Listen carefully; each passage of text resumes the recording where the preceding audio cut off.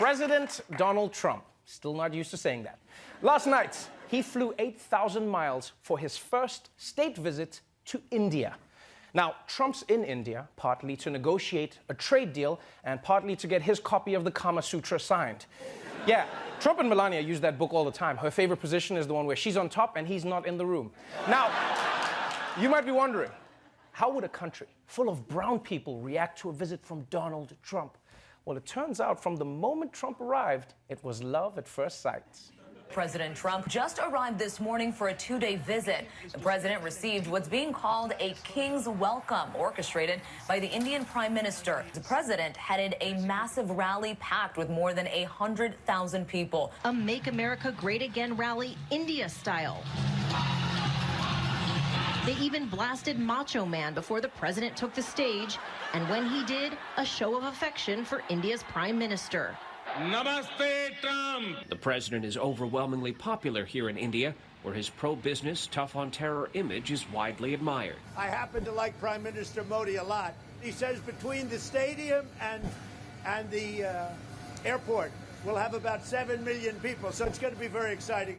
7 million people came out to see Trump go from the airport to the stadium?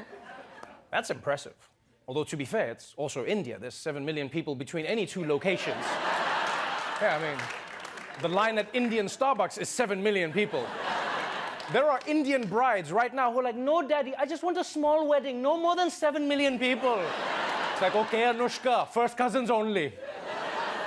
But it is true that Donald Trump is very popular in India. Right? Some like him because of his anti-Muslim rhetoric. Some like him because of his business savvy. And all of them like him because his skin looks like tikka masala. And since India is so fond of President Donald Jaipal Trump, they pulled out all the stops for his visits.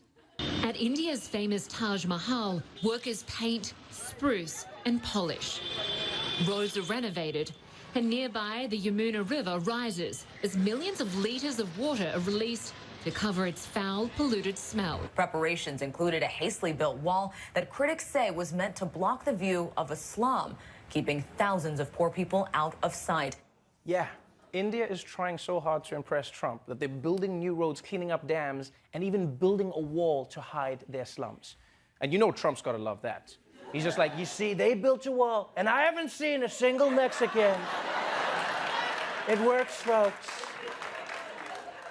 Now, India cleaning its rivers and streets for Trump might seem extreme, but if you think about it, this is basically what guys do whenever a girl says she's coming over, right? Yeah, you make the bed, pick up your clothes, hide all your junk in the closet, then she calls and says she can't make it, and you're like, damn it, so I flushed the toilet for nothing? So clearly, India is trying to give Trump a memorable experience. There was, however, one tiny culture clash that Trump had to deal with.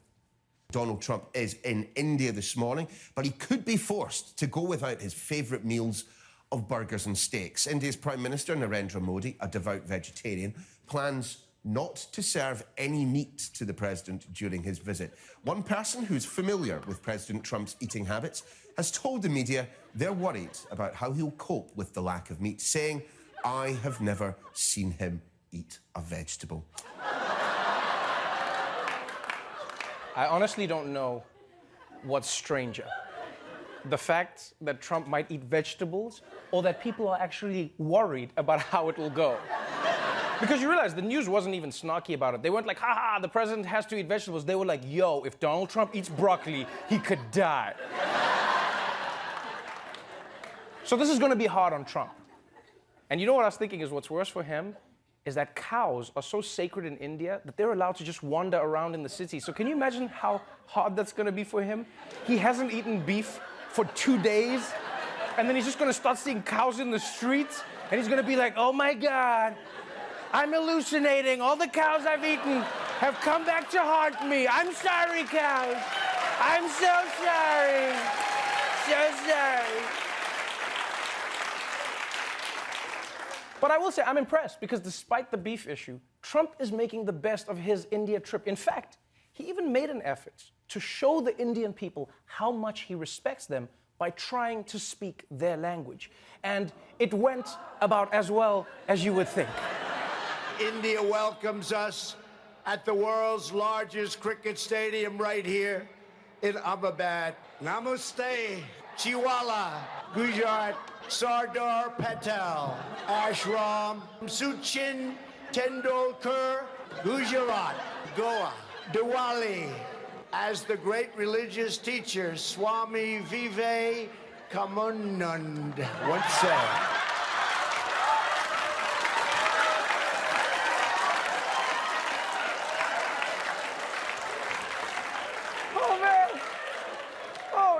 Even if that pronunciation was right, that facial expression was so wrong. That looked like the most exercise he's gotten in decades. Just like, come on. All right, that's my steps for the day. I'm done. Oh, man. Now, this was really interesting. After Trump butchered half the Hindi dictionary, Indian Twitter lost their minds, right? People were coming on like, dude, it's not namaste, it's namaste. Who messes up namaste? It says namaste. But to those Indians, I say, please, don't be mad, right? Trump may not be able to pronounce Hindi words, but he can't pronounce English words either, so he's an equal opportunity offender. And besides, think about it. It would have been way scarier if Trump had come out all fluent in Hindi. Can you imagine if he just came out and he's like, "Kaise tumhare dil? Main tumse pyar, aapka baal bahut sundar hai. Kuch hote aaye, bigly." It would have been weird. So, that was day one of President Trump's trip to India. And you know what? I'm proud of the president. I'm really proud of him for teaching us a valuable lesson. And that is no matter how old you are, you can still go to new places, make new friends, and have new mind-blowing experiences like eating a carrot for the first time.